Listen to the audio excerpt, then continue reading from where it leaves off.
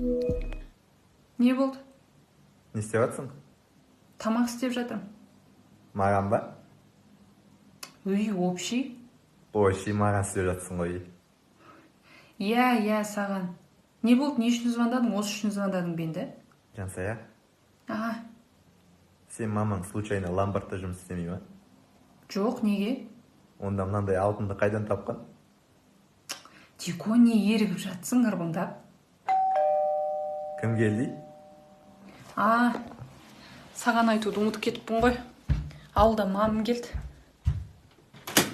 Ау, бикем жар, алма мойын ақ сұңқар.